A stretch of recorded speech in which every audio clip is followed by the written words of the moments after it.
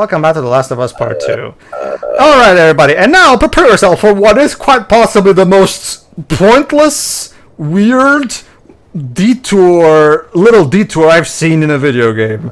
Check this out. So, Dina is about to guide us to a specific place because, we need to get shelter from the snowstorm, and Dina knows a place. So, we have to follow Dina because she knows where a place that's near. So, let's follow her. Shouldn't you put your hood on before you got on the horse? That's the thing, Dwebs. For some reason, the snowstorm only started after we mounted the horse. Snowstorms are very inconsiderate. Yes, they are. But don't you know, guys, when you're in a storm whatsoever, hold on to a horse and you'll be safe. Sure. I mean, how This is the most jittery creatures in existence. How even better if you're running low on heat and your horse dies, just do what Han Solo did in Empire Strikes Back. Cut it open and bury your friend in it. Of course. So, okay, so we got lost from Dina, and for the record, no, it doesn't matter what you do. You're supposed to get lost from Dina here. Oh no, I'm so scared. Okay, hold on. I'll mention my problem when it comes up. So now we have to look for Dina, because as Ali put it very well, this is a fucking problem, so we need to find Dina. So what you have to do here is just explore until Dina shows up, because Dina eventually will realize that you got lost from her, so she'll go back. You think she'd have realized and there you go. I'm just hearing her right now. Oh, hey, Dina. Okay. All right, everybody. So now we're back to the story. Okay, very good, Neil. Very good. If one of the characters stubs her toe, be sure to show that too, because that's incredibly important to the story. Seriously, you could literally cut that little detour out of the game, and literally nothing would be lost. Maybe it was masking. Maybe it's one of those recent gaming techniques where they use stuff like that to mask loading time. I guess, but a cutscene would be a much better way to get around that. But whatever. I think, okay, look, story writers, we get it. Realistically, some stuff like that might happen. The thing is that, remember, you are on a time constraint with the audience of sorts here and there. The idea is to cut out the fat. Not everything that happens in real life would automatically transition into a good story or a good line of dialogue or even a good scene. That's literally twist villains in a nutshell. Yeah, sure. Technically, this guy could be a villain, and you wouldn't be the slightest aware of it. I didn't mention this, Jova. One particular new addition that I love in this game, actually, is the ability to break glass. In the sense that sometimes you'll find a door that's locked on the outside. However, you can, if there is a window nearby, you can break the glass and just break in and open the door from the inside. And there will be a lot of ways that the game takes advantage of the glass breaking. Yes, Twibs? I mean, that's a nice feature and all, but Red Faction was doing stuff like this 19 years ago. Well, true, Twibs. That goes up to the fact that this game... It's still good to use that, though. Well, no, trust me, Twibs. I've already brought this up with the crawling. That's something that Metal Gear has been doing since 1990. Again, folks, this goes back Red Faction came out in 2001. I think this goes back to saying Last of Us was definitely a remarkable game, but not necessarily for its gameplay. It was more so remarkable for its story. That's not to say that its gameplay was bad, but in a lot of ways, its gameplay could have been considered archaic, even for the time it was made. In fact, it's interesting you bring that up, Jover, and also something you said in the last part. Basically, you said your feelings were, what good's good gameplay if the story's shit. Yeah. I'm kind of the opposite. I mean, a game could have the best story in the world, but if it's not fun to play, then I might as well watch a YouTube compilation. Oh, absolutely. That works too. Oh, Eugene Linden. Okay. Oh. So this is definitely Eugene's place. Gee, I wonder if that's going to be a code for the safe. And he was a Firefly. Oh boy, the Fireflies. Well, that's a thing. Well, that's the thing, Joe. But the Fireflies are only briefly mentioned here and there, so the Fireflies are not really a thing in this story, really. So you can basically just ignore that. Maybe I wouldn't mind about the Fireflies if it weren't for that big plot point regarding them in this game. Well, we'll get to that, Jova. We'll get to that. Anyway. Okay, basically, folks, and for a bit of a recap, for those who don't recall, the Fireflies were that group that you were supposed to deliver Ellie to. And for those who remember the first game, the Fireflies were a band of pretty terrible and incompetent people. The group you were supposed to get Ellie to died because of their own incompetence. And the minute Joel gets Ellie to their site, they plan to kill him even though he brought Ellie. Mm-hmm. And the only thing that stops them is literally Marlene. And yet, hold on, Joel. Let's check out Ellie's journal. See, she just updated it. Ooh, a giraffe. Was Eugene in touch with other Fireflies? Did he hear about me and Joel? No, he would have said something. I would also like to bring out that Dina and Ellie were just talking about how Joel and Tommy was Joel's boarding, for those who forgot, did a lot to survive after the outbreak. Obviously, they've the 20 years, so they're long-term veterans of this apocalypse. Keep that in mind for later in this part. Let me guess. Let me guess. At least one of those veterans does something really stupid. Oh, very good, Wibs. Have you played this game? Laurent Educult Leo Spark. I mean, even if the story was good, I wouldn't buy the game. He has 100 brains and brawn 20, and affiliation with Spark. So, born with a brilliant mind, but hobbled by numerous physical ailments, Laurent Falcast spent his formative years in hospitals. Earning his MD, PhD at age 15, he developed a cure for his rare genetic disease, the patents for which made him a multimillionaire overnight. Within a few short years, he turned millions into billions, giving him the capital to build the sci-fi tech empire Spark. And free reign to pursue knowledge and progress at any cost. Rumors circulate that Spark has developed methods to infuse newborns with specific superpowers, but Falcott has denied those ridiculous claims, quote-unquote. And he's apparently a villain, so he's a mixture of Lex Luthor, Tony Stark, and Professor Xavier. Basically, yeah. Maybe with a bit of the inventor from... Oh, look, guys! A PlayStation 3! Oh, fuck, I forgot. Another one. And look at that. It has some games. Let's check those games. Oh, that's got to be one of... The controllers are dusty as well. That's got to be one of so the Eugene was a big PS3 guy, it seems. Oh, we have the Jack and Daxter HD Collection, Uncharted. Ex Machina, that's what I meant. And we also have Uncharted 2, and you can briefly see it, but the game under Uncharted 2 is Uncharted 1. You know, that's got to be one of the most tragic things about the apocalypse. Come on, Eugene! You didn't get Uncharted free. That game came out 2 years before the apocalypse. and the Jack and Daxter collection came out in 2012. So what, Eugene? You didn't get Uncharted free? Come on. Whatever. Maybe he didn't like Uncharted 2. As I was saying, that's got to be. Oh, he has Uncharted 2 right there, Dwibs. He has Uncharted 2 right there on top of the. No, man, he played it but didn't like it, so didn't bother getting the third game. I guess. Go ahead. It's got to be one of the most tragic things about the apocalypse. The fact that the last console Sony ever released was the PS3. well, I mean, the Xbox One was almost released, and then the apocalypse happened. So there you go. Here's a little picture of Tommy and Eugene back when they were young and in the Fireflies. So Eugene kept this picture. So again, much like with Uncharted 4, this is a really good case of a game doing a good job with really good environmental clues, giving us a good enough idea of this character, and we're even going to get even more. Oh, here's another one. A note. Let's see what it is.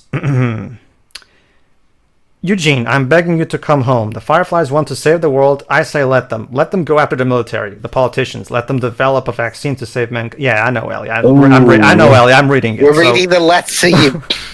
Maybe one day we'll live to see the fruits of their fantasies. Until then, I have to put our daughter first. The Fireflies will be fine without you. Your daughter won't. She keeps asking me when you're coming home. I can't lie to her anymore. I miss you. But I don't know how much more of this I can... So his wife Claire was begging him to come home and leave the Fireflies. That's one thing that does annoy me about fiction in general sometimes. We're reading the letter and yet the characters spell out to us what the point of the letter is. I feel like it would have been better if they said that after we were done looking at the letter. Yeah, that's the problem. Like, could you imagine if in like a later game where Leighton reads a letter, Luke interrupts the professor midway through, saying, "Gosh, Professor, this letter is about someone dying." That's anyway. Allow me. God. Yes, Pedro. Well, the thing is, Dwebs, all of Naughty Dog's games usually operate under that thing where they, after you're finished writing the letter and put it down, then the characters comment on it. And even this game also operates. It's only this one note where she comments on it. It's weird. Go ahead, Joe. It basically would have been like, golly, Professor. I do imagine that while he was writing this letter, he was very heckled to come home. Don't you see? Yes, Luke, I am very well aware of that. I was reading the bloody letter. By the way, Professor, did you also notice that it states here that his age is 13 and not at the time, which means that he must have had a child very much early then? Mm-hmm. Yes, Luke. Yes, Luke. Did you know that hats are very easily flammable? All right, so... Yes, I know. That's why we should burn yours for some reason. Just like in the first game, you have workbenches where you can upgrade your weapons with all the bolts you come across over the course of the game. So there you are. Despite everything else that's going to happen in this part, at least you'll have Dick Clayton. Oh, nice. Yeah. Honestly, Dick Clayton's kind of a refresher. Go on, Pedro. Oh, nice. But basically... I'm playing on New Game Plus, so I already have all the improvements made, so you will not be seeing the super detailed animations. However, I will show them off later. Specifically at the end. Super detailed animations. Well, Jova, considering the crunch that Naughty Dog put their employees through to get those things done, I guess we want to at the very least show that their work was at the very least well made, I guess. Even though I ain't buying this game. Oh, no. Nobody's asking you to. Well, I mean, it's like I said, even if the story was good, I wouldn't buy the game anyway, mainly because of the job. Well, actually, Jover, according to the people who are really gung-ho for this game, your opinion, that doesn't matter now. I mean, it's not like I could possibly experience the story for any means other than playing it, or that I could have just gotten the game secondhand off of somebody who did take the bullet to buy it. No. Because I didn't buy it firsthand, my opinion is obviously null and void. Holy crap. So much weed. Sweet. Smoke weed every day. Alright, so, okay, why would Eugene need to have a weed plantation in secret? I mean, I'm pretty sure the laws of weed have been, whatever. Oh, and here's the moment Jova was thinking. Go ahead, Jova. There you go. Oh boy, let's see here. the videotape. Cute. Hey, Oh my god, there it is. You just saw a Crash Bandicoot Easter egg there, folks. Like, okay, all the other games get their actual, game cases in there, but no. For Crash Bandicoot references, we get... Well, Shiroi, to be fair... Is it interesting because there's a Crash game coming out this year? Well, Shiroi, to be fair, that game belongs to Activision. Like, I mean, they were able to get the rights for Uncharted 4, but including the cover here will also imply paying maybe rights, so maybe the executives weren't willing to pay. Okay, to be fair, Naughty Dog technically do have sort of a buffer that they would be allowed to use the cover of Crash Bandicoot at the very least. So, I'll admit, it does feel weird. Like, it's not even the actual game, like, at least the case here. I mean, I can see what Shuri means, though. It's such a weird reference to Crash of all things. It is weird. I mean, it did get a laugh out of me, but it was a very weird reference. I do like the first one, though, because the first one they talked about was... Dawn of the Wolf. For those who don't remember, everybody, Dawn of the Wolf was the Twilight parody jab at movie from the first game we see a billboard in. That, in fact, it's even established that Sarah dragged Joel to see it with her. So Eugene here is a furry. So essentially, what we saw was a parody of a parody. Basically, in the same way that in real life we have porn parody movies of things. Dawn of the Wolf is a porn parody of Dawn of the Wolf, a fictional porn parody of a fictional movie. So, interesting. Brilliant. You think that's interesting, Shiroi? Later on, we're going to establish that Abby is a big fan of the Dawn of the Wolf series. AKA, she's the Last of Us equivalent of a Twilight fangirl. Goody. So, That's yeah. just- So there you go, Shiroi. That's an interesting trait, I know. Unique. I mean, I find it. Well, okay. To be fair, I guess it serves as a way to serve. Yeah. This is clearly meant to be Twilight, and we even have a Twilight fangirl in the roster. Sure, I guess I can see the reason for that. To be honest, I just wish you wouldn't give it to that character because it just gives us more reasons to hate her. Pretty much. Yeah, that's the interesting thing. Yeah, it'd be like murder and jaywalking, the TV trope. I hate her personality. I hate her actions. And worst of all, she's a Twilight fangirl. That's really the worst thing about her, isn't it? I've heard that she's Team Edward. But anyway. No, even worse. I heard that she's actually secretly Team Cullen. She only says she's Team Edward just to blend in. Jackpot! We found a jar full of joints. Yes. That's the jackpot. We're in a weed factory, and I wish I had weed when I was playing this game. Is weed legal in Portugal? It is. Remember, all drugs are legal in my country, Liz, remember? Well, because it isn't around here. Well, that's the thing. Right, I am allowed to. So as long as I do it in a medical facility that specializes in it, though. I'll explain to you, audience, in a moment, because you probably are very weirded out by what I just said. I'll wait for a more dead moment gameplay wise. It's legal in some states in America, though. Yeah. Well, I know, sure. I said all drugs, but whatever. Let's focus on this, though. I'll finish later. So she's adopted the Patrick Star method of opening a jar. So yeah, this is and so now we're going to once again discuss last night. Is now really the time to be doing this? Dibs, don't you just love it in a movie where characters keep bringing up a scene that you never saw? Don't you love that? Okay. Forget that. Can I talk about how narratively this is a dumb thing to do? Girls, you're in an apocalypse. You are outside the safe zone. And for all you know, zombies could come charging in, and you choose now to potentially get high. Well, remember, Joe, but they're staying here until the snowstorm. I get that, but that's all the more reason. Why would you want to get high? For all you know, that could end up with you staying there longer than you need to, and that could lead to you being impaired enough for zombies to pick you off easily. Like, there's nothing saying that zombies can't plow through a snowstorm and still, storm the house. Mm-hmm. I'm just saying. I forgot. One thing I also forgot to mention previously is that Ellie and Dina are supposed to replace, right now, Joel and his brother Tommy are on patrol, and Ellie and Dina are supposed to, switch with them, do the patrol after them, it's this whole circling thing that you see, basically. Yeah. So, Ellie, rate our kiss from last night. I give it a 6. A 6. So I was only going to say a 9. People around. Yeah, 6. Oh, what? I mean, now I really... That's the thing, Dwebs. As we were going to learn through her journal, Ellie is very awkward when it comes to relationships.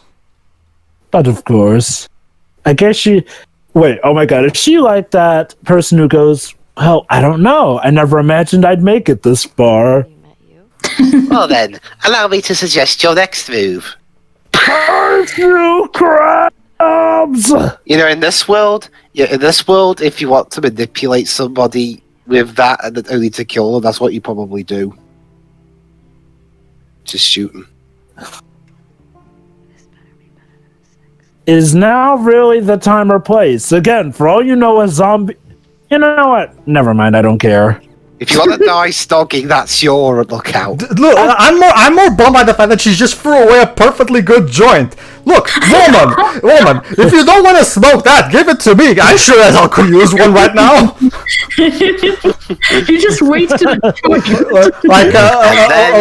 and then they died by zombie attack. Like whenever I say to people, I hate this scene, a lot of people will say, "Oh, what? Do you have a problem with lesbian couples?" No. I could give less a shit about the lesbian couple. I'm more angry at the fact that she threw away a perfectly good joint. That's what I'm angry about.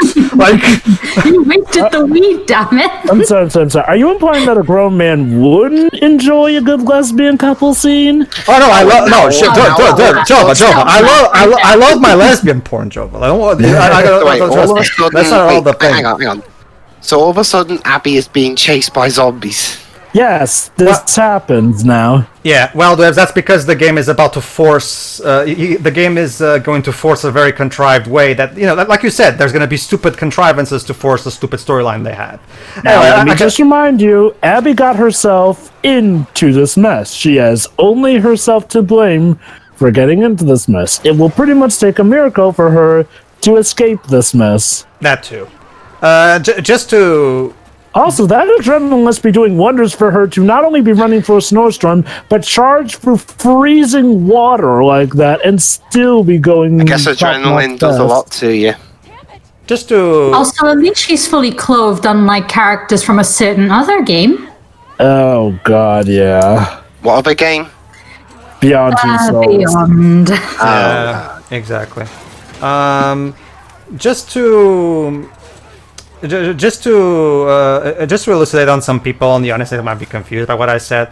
Basically, in the early 2000s, my country legalized all drugs, and decided that you are perfectly allowed to consume any and all drugs as long as you do it in a medical facility where you'll do it with supervision, and you'll take moderated approved doses that allow you to get all the benefits with as less harm as possible.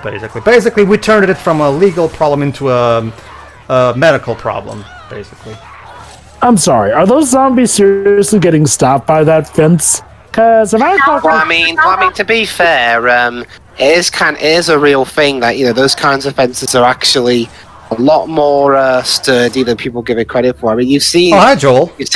You've seen Logan, Joe. Remember that scene where they tried to run through the fence, but it didn't quite work? Yeah, true. Old man Logan. I think the issue is that fence was kind of already brittle, and we saw some actually breaking through, but conveniently they don't completely break through until Abby makes her way through. Again, you could say maybe I'm nitpicking. I say maybe the devs shouldn't put the characters into clearly inescapable situations if they don't want their escapes to come off as contrived. Also, no, Joel, please go in the opposite direction, please. Please do, Joel. Right away, please.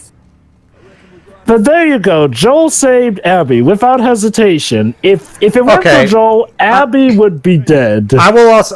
It does come across as weird that Joel would go out of his way to risk himself for a stranger, considering remember, this is the guy who in the first game was very, very reluctant to even aid that guy that was pretending to be hurt at the beginning the summer section. I guess we could say, for the sake of argument, that maybe he's mellowed out over the years. Yeah, but I'm sorry, we need to actually have seen that development. But okay. I was going to bring that up too. Yes, you can make an argument that in the past 4 years, where Joel has finally found a reason to be happy again, and sorry guys, I think I screwed up. I'm sorry. You just yeeted. Let me try that again. Anyway, yeah, you can make an argument that now that he's had 4 years of actual happiness for a change, yeah, you can argue that he's mellowed out. He's a bit more soft over the years. He's not as bitter, And yeah, obviously that I can see that being a thing. But like Jova said, the game never really goes out of its way to really. Again, maybe if the story was told chronologically, it would work. But there's also the problem that, like Jova said, we never saw any of that development. And at the same time, but at the same time, he spent 20 years in this fucked up apocalyptic world. You're telling me that now all of a sudden all his survival instincts are now completely moot Because let's face it, don't worry, everybody. It's not just him saving Abby. The biggest problem comes later. Trust me. Him saving Abby is the least thing I take offense to. In fact, I'll admit I didn't even take offense to it. It's just a red flag for the actual problem. Yeah. Like, okay. If the issue was just him saving Abby, I would have been alright with that. As much as I hate to have to assume for the dev's sake, I could maybe buy Joel being willing to save a stranger's life because of the community he's now a part of, you know? Like, hell, you can maybe chalk it up to him following the rules of the community or whatnot. Where I take offense is what more they do to assassinate his character. Oh, another thing. When you beat up an enemy, a little fist icon will show up in the HUD, telling you that you have momentum. What is momentum? Meaning is you're feeling the adrenaline right now, so you can continue to perch even harder if you follow up on that immediately towards the next enemy. So basically, you know, like the game takes advantage of human adrenaline to create a feature that revolves around it. So again, it's actually pretty cool. I mean, is this another thing that's taken from a different game? This one I don't know. Is this taken from a game as well? I don't know. Jova? Sorry, could you repeat? Oh, I'm me? sorry, guys. It seems like Abby got killed by the infected. Yeah, sorry. Look, for that, Pedro, what's wrong with you? It's like when you play as Abby, she jinxes you or something. I don't know, Abby's Dweeb. I don't know what's just a happening, klutz that Dweeb. way. It's weird, yeah. Maybe she doesn't control very well. I don't know. Like, Possibly, you know what I mean? I mean, you know, she's, she's stronger, yeah, but she's not that great at stealing and all that. No, Abby's more than just strong, Jova. Basically, Dweebs, you know how in the first game, and even in this one, there will be a lot of times where we need to pick up, like even earlier with Ellie and Dina, we saw one of those cases where there's some kind of file cabinet blocking the door, so we need to ask our AI partner, come here and help me, and they have to together push the thing out of the way, you know. Not with Abby. Abby can fucking push one of those things away on her by herself, you know. Like seriously, this woman is a freaking tank. Like, so I'm actually quite impressed by they go out of their way to show how strong Abby is. Okay. Oh, we literally just saw Abby manage to step a guy's face in with merely just her foot. Like, that's how awesome she is. Is Abby awesome for you yet, Jova? Is she? Oh, better question. Sure, is Abby awesome for you yet? she hasn't really done anything, so I I mean, if it were a character I enjoy, I would love that. Oh no, okay, but same as well. Yeah, like Tifa, for example, she's strong and sure. she's awesome. There have been characters I've enjoyed. Okay, sure, like the Gears of War characters. Oh, hold on, guys. I need you guys to listen. I need you guys to listen to this. Okay. Pay attention. Oh, pay God. Pay attention. This is important. I'm Tommy. That's Joe. What's your name? Abby, you okay? So there you go. I know that, yeah, obviously, when we're running away from infected and in danger, let's take a few seconds for introductions. Like... Well, I mean, it was very brief, and honestly, I'm okay with this just for the sake of, maybe putting her at ease. But unbeknownst to these two, it's probably made her a lot more tense. Oh, believe it or not, Troy, we've not gotten to the worst of it yet. Okay, I can bring it up now. That's the thing, Shiroi. The main argument people bring up, pretty much everybody brought it up, and I agree, is that, okay, I can understand them saving Abby. Like Jova said, maybe Maria, okay, Tommy's wife, was in charge of it. Maybe she's a rule that they must save people that they find. Maybe Maria disagrees with some of the other people. That's fine. My problem, Shiroi, is okay. You're telling me you're gonna give out your names to a stranger, and don't worry, Shiroi, it's gonna be getting even worse. I'll bring it up when it gets to.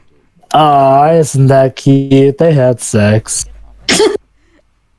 What is this? This is the most boring porno I've ever seen. Yeah, I mean, they can't help the what's up with that. Oh, don't worry, Dwibs. You want a porno scene? You'll get a porno scene. Oh yeah, is that where another one of the that's what I said, Oh, Joe. you haven't seen the edits? My God. That's what I said, Joe. But this is the most boring porno yet. It only porno ever. It only has 2 sex scenes. One of them happens off screen, and the other one lasts like 10 seconds. Oh, trust me, you will feel those 10 seconds. That sex scene is... I'm pretty sure that one character felt those 10 seconds also. Anyway, Allie's basically Kat, aka Allie's previous girlfriend, made her that tattoo to cover up the bite mark, and right now she's telling Dina the story of how she's got bitten. Yeah, there you go. We already know this, but yeah. Yeah, that actually reminds me. You mentioned 10 seconds. That actually reminds me of an actually pretty funny joke in Bohemian Rhapsody, where the record producer goes on about how he thinks the Bohemian Rhapsody song goes on forever. He's like, but it goes on forever, 6 bloody minutes. And then Freddie says to him, I picture your wife if you think 6 minutes is forever. Yeah, I actually really like that joke. And now Jesse comes in so he can actually, kind of voice my thoughts on this whole situation. Boy, a love triangle. No, it's not that. The love triangle will come later, not this one.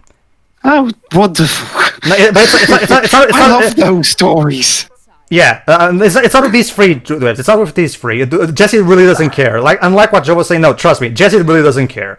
Like I said, the story gave off that inkling, so I sort of got that idea that they were doing a love triangle. It's with Abby and her friends that we get the love triangle, not with these characters. I like how all these controversies don't even they exist in the game, but they don't surround anyone who think it would. Can I talk about how Jesse is the only character so far that seems to have a fucking brain? I'm gonna have to agree with him. They're supposed to be on patrol, and okay, maybe. And yet you're wasting time fucking in the building.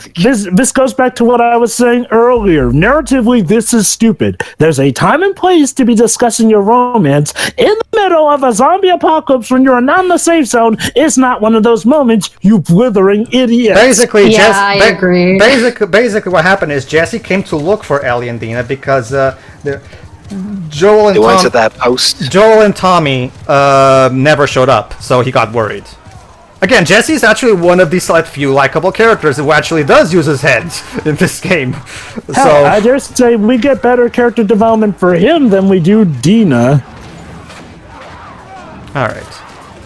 And basically what happened... Okay, I think we missed this, but Abby said, we can take refuge in the house that me and my friends are in.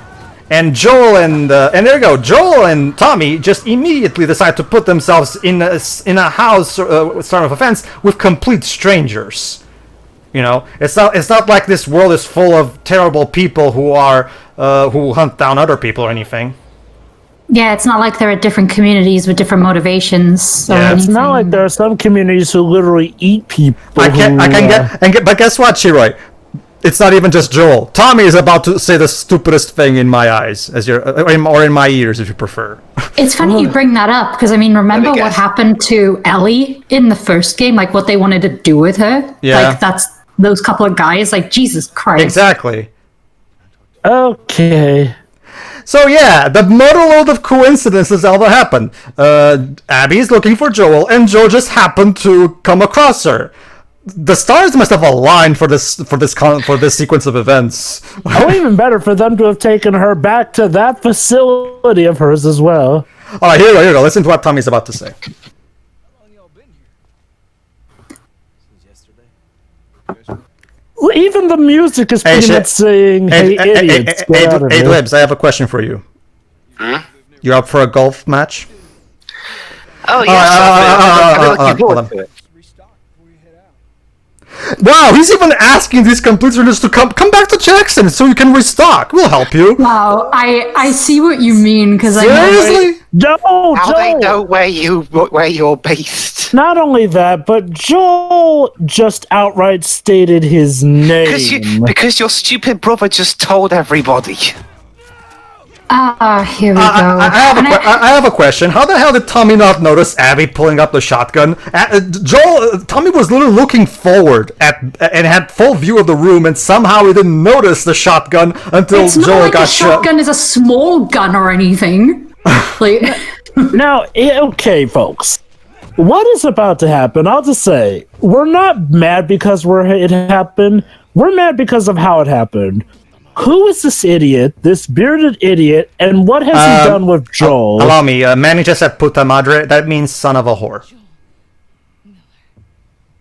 Oh, that was his last name. To be fair, he never even said his last name, so for all you know, you could have the wrong Joel. Yeah, that's another thing. For all you, Joel is a common name, you know. for all you know, this could be the.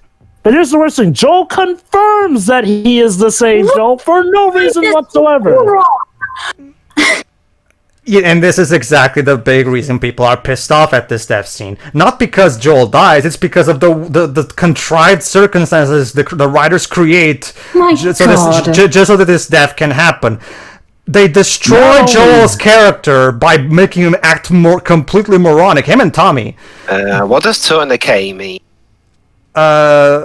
Tourniquet. Basically, it's that. If only Teo was here. It's this thing where you take a stick and you tie it to a leg for injury purposes. I'm not the best person to describe it. Allow me. Basically, a tourniquet is a device for stopping the flow of blood through a vein or artery. Yeah, something along those lines. Basically, Dwebs, Abby doesn't just want to kill Joel, she wants to fucking torture him. And she does it in one of the most ridiculous ways possible. Look at that! I'll save it till after the cutscene, actually, I'll say. Hey guys, you up for a golf match? You don't get to rush this. Whack. See, and off screen. And don't get me. And before someone points out this, everybody, I would like to point this out. No, it's not. Yes, it is true. Joel is a bad person. No one ever said otherwise. So it's not like he doesn't. So it's not like he doesn't deserve what got to him. It's not that. It's more so the fact that his death, not only was it incredibly contrived in the way it happened, it's also the fact that, bad person or not, he's still a beloved character among the fans. You'd think his death. You can. Don't get me wrong. I'm okay with Joel dying, but have his death actually mean something. God damn it! You know. Also, I gotta say, this has to be the easiest job Troy Baker's ever had. Oh, you're only in the game for 2 hours and then you die. Yeah, I mean, it just comes across as just like Neil decided that the people who hate Joel for the ending of The Last of Us Part 1 were right, so he decided to basically give them a torture scene for a scene. Okay, when I said Joel should face consequences for his death, for what happened in the other game, I didn't mean hit him with a golf club. Okay. I need to put this out, Joe. More specific. I know to point this out. I found an interesting graphical glitch of sorts. For some reason, this particular branch is half colored white. You can argue, it's magical. You can argue, I thought it was like pointing to a collectible or some kind of thing to look at. Okay. You can make an argument that it's snow, but if it's snow, then how come the whole only half the branch is covered in snow? Like, this is some incredibly selective snow. Okay, folks. It's not even like in the right lighting. Now, folks, as you'll recall from our original playthrough of Last of Us, I'll admit, I was not really a fan of that ending because I thought, Joel kind of doomed the human race. However, as time has come, I've had chances to look back at it. I've had chances to reanalyze stuff. And looking back, the Fireflies were some pretty terrible people, like I've said. They were incompetent. They were remember they were gonna kill Ellie without any consent from her or Joel. Now, okay, can we play the piano? You wish. No. The one decent person on that was pretty much Marlene, who stopped them from killing Joel. Now, I'll just say this right now: if the plot centered around what Joel did to Marlene, I would be more okay with what has happened because Marlene. Oh boy. Oh, isn't that lovely? Surprise! Damn.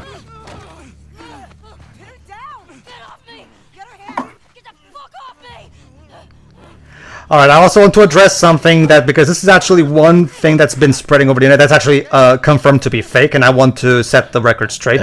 That guy right there that you see, the guy who speaks Spanish, his name is Manny. A lot of people have accused him of being a self-insert Neil Druckmann. It's actually not. It's actually a Spanish actor who happens to look somewhat like Neil Druckmann. However, if you look into his Twitter and his resume and stuff like that, because he actually has a social media account, this is actually one of those cases where it's pure coincidence. There is no self-inserts in this game. So. Yeah, Neil mentioned like the actor and the whole thing directly. Yeah. And if you take a look at his at the actor's photos, yeah, he actually does look a bit like Neil Druckmann. So this is actually one of those cases where it genuinely is just a coincidence. So now, okay, like I said before, I was not the biggest fan of what Joel did, but actually analyzing it, it's a very gray issue here because the Fireflies could not really have been trusted with, properly doing that cure. Now, granted, the one death that is definitely in the wrong on Joel's end was Marlene's. Now, why Marlene's death being the center of things would have been better, I'll go into later. Let's just say, though... allow me to mention this, Jova. For the rest of this cutscene will be muffled because the game wants to keep you a secret of who these people are and why they did this for later. Go ahead. Yeah.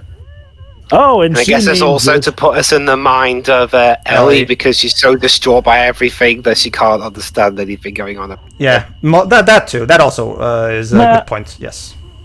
Now let's take into consideration this. Joel saved Abby's life, and Abby didn't even hesitate killing him. Like, she showed no sign of hesitation whatsoever. Mind you, for the guy who saved her life without hesitating. No, don't get us wrong, everybody. We're not saying that just because Joel saved her life, she should give up on her revenge quest. That's not what we're saying. At least I can speak for Jova, but my main problem is how she mercilessly, she doesn't even look least bit conflicted or even tries to at the very least make it quick as a thank you for saving her life. No. She mercilessly beats the shit out of him to death, and doesn't even. And there's not a single inch of remorse in her eyes. That's flat out psychopathic. Yes. I get it. Joel fucked up your life. I'm not gonna spoil how exactly, but sure, Joel fucked up your life. I get that, but considering he saved your life, I would at least expect her to at least feel just a tiny bit conflicted. I mean, the way she does it, like, she feels like a robot. Like, seriously, this doesn't even remotely change anything for you? Let me put it like this.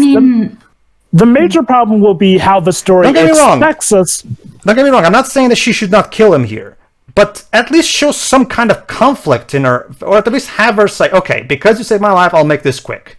Just at least that.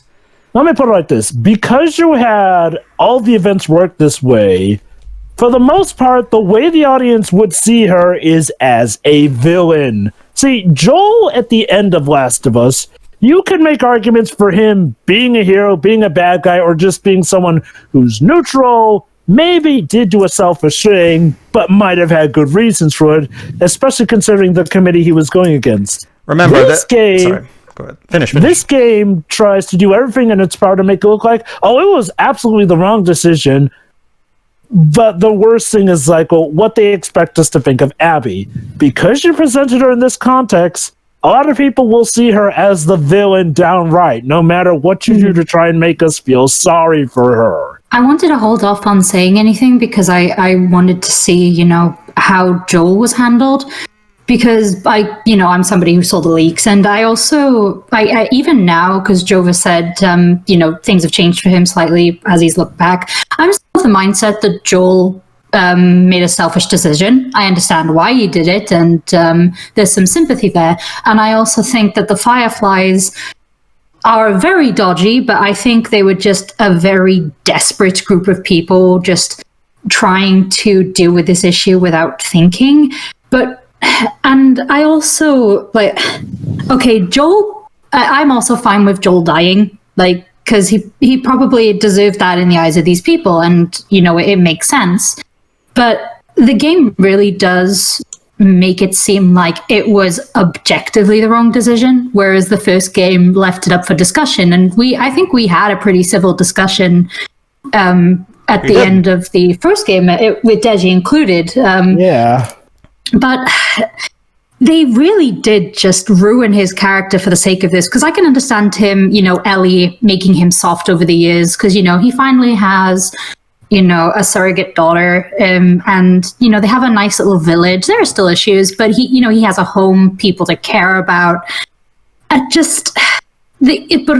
like Pedro said, all his survival instincts just left the window. He even gave them his full name. Yeah, like seriously, all he had to do was just say, this Joel Miller guy, I'm not him. And okay, maybe you could say that Abby doesn't believe guys, I'm him, Joel Miller. I was the guy who destroyed the Fireflies. I killed the people you love. He said this while already being, bound, essentially. It's like, even if Abby didn't believe him, he could have at least lied. Joel is actually quite cunning. But here, it's like they stripped his character down. Like, they changed it even for the sake of their narrative, and it's terrible. That's something that a lot of writers, unfortunately, seem to fall victim to. It's not even just recently. This has happened across all fiction for ages, where you make a previously established character unnecessarily dumb to either fuel a plot point or to make your other characters come off better. That's a TV trope as old as time. Like, it's a TV trope for a reason here and there. It's baffling to see Naughty Dog, of all people, duped to this. Like, and can I say how it feels like the game was kind of in a rush to get to this point? Because I'll just put on this. The game would have been a lot better if we got some time with Joel and Ellie together. And yes, I know what you're going to say. We do technically have those. But in terms of the narrative here, you kind of killed off a lot of reasons for me to care. It's interesting you mentioned that, Jova. Because we already have confirmation from Neil Druckmann himself that originally there were some changes to the story mid-development. Originally, Jova, the idea would be that Abby would get saved by Joel, just like she is here. However, she would not realize who he is, and then she would live on Jackson for a while, and get used to the community. And then eventually, after living there for a while, she finds out who Joel really is, and then she would be all conflicted. Why the hell Neil thought it was a good idea to... That sounds so much better. What the fuck? Why you get rid of that? Why the hell Neil decided that it would been this was a better idea? I don't know, but seriously, that would have solved. And it's also has to develop the community. Also, why Neil? Okay, you know how a lot of people are accusing Sony Pictures of interfering with writers, making the scripts worse. Yeah, I know this isn't Sony Pictures technically, but I kind of wish they pulled a they pulled an executive meddling thing, because they can be positive examples. Oh yeah, this is one of those examples of what happens when someone gets too much power and it's left unchecked, which is interesting because technically Neil Druckmann still has someone watching over him, Evan Wells. But apparently Evan Wells is the most laziest chairman on planet Earth. Apparently, I mean, Jesus. So you're telling me they literally... It's kind of like it's kind of like Katase Dwebs when we allowed Toriyama to basically destroy the reputation of the Final Fantasy series for 4 years. Go ahead. Did they ever explain why they decided to go with this much worse way of doing Joel's death? Oh wait, that's right. I think somebody theorized that. Oh, it's to simulate how Ellie didn't get much time or didn't get to say goodbye to Joel. And I'm like, again, it goes back to what I said earlier. Just because something can happen in real life doesn't mean it makes for good narrative or story choice. And honestly, couldn't you have had that even with the original idea? Like having that Ellie wasn't expecting for Joel to die, but Abby does him in, albeit after hesitating. If you want to see the quote that I mentioned for yourself, everybody, go to YouTube and search Last of Us 2 original story was better. Basically, it's a guy who was reporting on something Neil Druckmann, and he even shows the clip of Neil Druckmann saying this, so you don't have to rely on his words. You can just watch the clip that he shows. So go to YouTube, search those words, and you'll see for yourself. So if you want to hear Neil's words for yourself, feel free. In the meantime, I need to go and lie down and ponder why is this game even worse than I remember it the first time I experienced it? And I thought a certain thing happening with the Final Fantasy VII remake could be the most controversial story thing. Oh no, Dribs. That is a kiddie pool Dribs, compared to this. I'll take the ending of Final Fantasy VII remake over this any fucking day. Because, without spoiling anything for anyone who might ever play the game, regardless of the direction they take the story in, they've proven with the first part that they can write these characters so well and have such great emotionally resonant moments that, okay, you're going to tell an original version of the story? Well, if it's on this level of quality, I'm cool with it. Believe it or not, folks, despite everything we've just witnessed, the story gets worse. Yes. I am so not looking. Okay. Before we fend this part. I'm looking forward to it. Oh no. At least I'm not alone. Look, Shira, come on. Like it's a great opportunity to tune up our golf playing skills. But I don't want to like Abby. Go away. But you will like Abby. You will like Abby. So help me God. No, Neil, get out of my house. But Pedro, I don't have any golfing games on me right now. How can I do that? Well, okay. Before Capcom golfing game that stars guest stars apologists and Profe. Real quick before we finish this part, and this is the last time I'll mention this playthrough. Just to reiterate what I said at the end of The Last of Us Part 1. Again, it doesn't even have anything to do with right or wrong, because like I said, moral ambiguity, you're allowed to feel, just like with Clockwork Orange, you're allowed to feel that this guy is irredeemable, and you're allowed to think that okay, this is going a bit too far. Okay, or like again, whether you think Joel whether you agree with Joel's decision or not is irrelevant. That's up to you personally. The primary thing that made the ending of The Last of Us Part 1 so great is because regardless of whether you stand on the ethical implications, you understand Joel's decision, because the Firefly, this is a guy who's suffered a lifelong trauma of having his daughter get shot right in front of him and have to see her die right in front of him. In front of him, like she was shot in his arms. And right at the end of the game, the Fireflies were about to make him go through this again. And throughout the entire game, the game establishes that Joel clearly is a guy who does not like to talk about this. Like, the moment you dare bring up anything related to his daughter, he immediately changes the topic. Like, he doesn't even, like, he refuses to acknowledge, like, he's very, I can actually relate a lot to that, because I'm also kind of like that. Like, when it comes to, like, I'm a guy who doesn't like thinking about dead relatives, because it just makes me sad and miserable when I think about it. So I prefer to just not think about it. So I can relate to Joel in that regard. That's why he's my favorite character of the game, because I can personally relate to him in that way. And that's why, regardless of the ethical, moral implications, Joel's actions are not sympathetic necessarily, but they can be empathetic in the sense that you understand why he doesn't want to lose another daughter. He cannot it's handle. Like I said, I understand him perfectly. He cannot handle going through this again. And let's face it, think it to yourself for a moment, everybody in the audience. If someone told you, by the way, in order to save the world from the pandemic we're currently in, we need to kill your child, would your answer be, oh, okay, go ahead and do it then? Like, of course not. That's ridiculous. You know? Like, no parent in their right mind would say that, you know? I can't believe I'm going to say it, but this game honestly made me appreciate the ending of Last of Us more. Like, this game completely destroys what the first game was trying to accomplish. Completely. It completely whacked a golf club into submission. Literally. And I just have to say this. I get it. You know, Abby wants to make him suffer, but when you use a golf club, it's just... I don't know. Something about it just makes it seem silly. Maybe just a giant metal stick, or shoot him in the head. Maybe that's pretty reasonable. Well, remember she wants to make him suffer, or maybe like a very sharp tool. Mm-hmm. But a golf club, I don't know, something about it takes away from the seriousness You're just of that begging. scene. You're just begging for people like, at least people like me, to make everybody's golf jokes. Hell, people have been making golf jokes galore. Like, again, that's the thing about this game. Shit writes itself.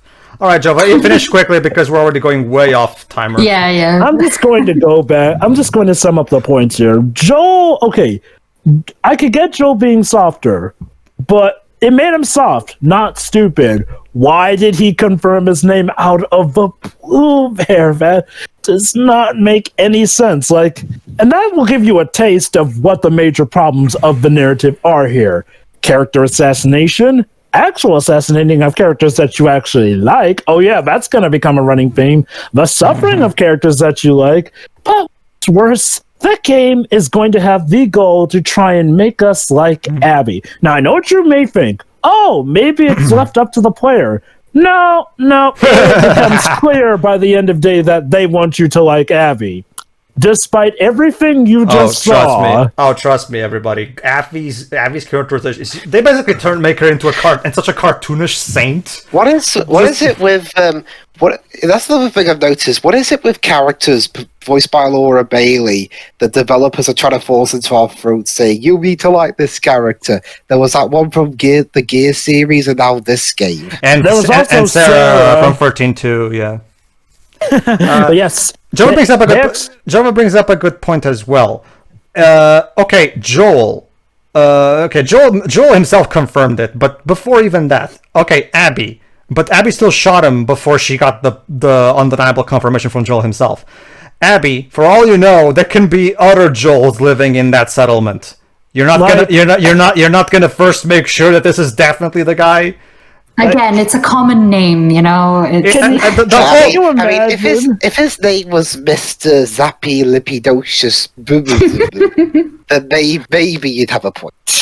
But I mean, seriously though, for all she knew, she might have been killing an innocent man with the family, which would have made it incredibly hypocritical of her. Exactly. Actually, Jova, remember, considering the relationship they have, she kind of killed Ellie's dad. Oh yes, in front of Ellie, even surrogate dad. True. Although that was unintentional, she did kill him in front of Ellie. Yeah. All right. Sure. Don't worry. That may have been unintentional, but what else Abby is going to do to Ellie will be very much intentional. All right, we're nearly an hour long with this thing, so let's just finish. But trust me, everybody, we wanted to get it all out of our systems. But don't worry. Because there's a load more for us to dissect in this game. Don't worry, everybody. Now that we've got it all out of our systems, we will not be going on another Joel dead friend. We've covered it. It's covered. We'll move on after this. So we're going to go lie down in a dark room now. Well, I repeat, this was just the tip of the iceberg with what people hate about the narrative. Oh, don't get me wrong. It's a very deadly tip, mind you, but there's a whole mountains range worth of ice to cut through. Allow me to close this part. And this, everybody, is how you destroy something that was once great. Now let's go golfing. Fuck! Yes. Yeah, and that was part 4. See ya. Yeah. Oh, actually. Yeah.